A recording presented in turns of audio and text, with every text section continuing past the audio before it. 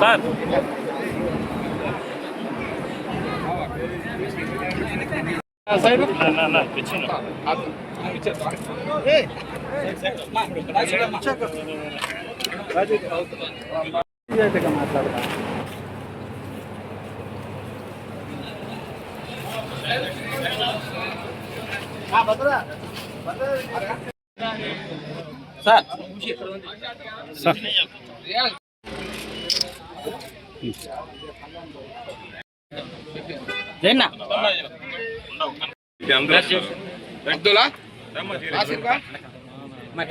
అతి పవిత్రంగా భావించేటువంటి పండుగలలో బక్రీద్ ఒకటి. త్యాగానికి ప్రతీకగా ఎంతో భక్తి శ్రద్ధలతో జరుపుకునేటువంటి పండుగ.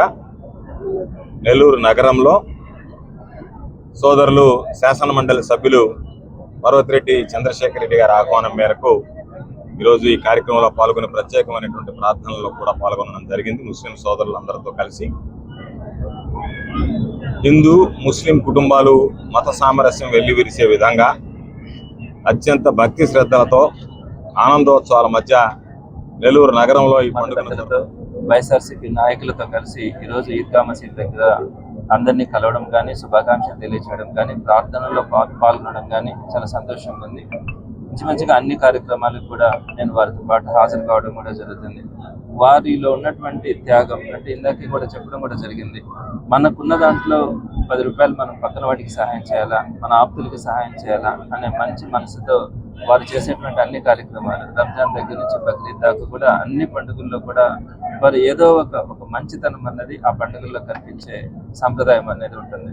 మరి అలాంటి పండుగల్లో ప్రధానమైనదిగా ఈ బక్రీద్ పండుగను తీసుకుంటారు. ఈ బక్రీద్ పండుగలో వారికి ఉన్న దాంట్లో కొంత సాయం చేసేటువంటి ఈ ఒక మంచి పండుగ అందరికీ కూడా ఒక స్ఫూర్తిదాయకంగా నిలుస్తుంది.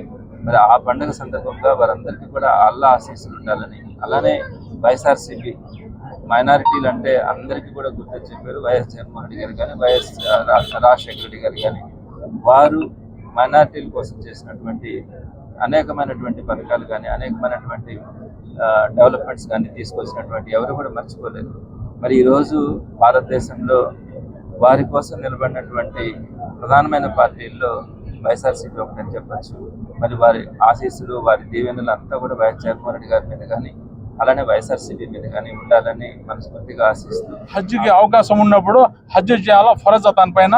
అందుకని నిన్న ఏంటంటే మొత్తం హజ్ అయిపోయింది. హజ్ అవ్వగానే ఒక పొట్టెలు ఏంటంటే కోసి కుర్బానీ ఇస్తారు.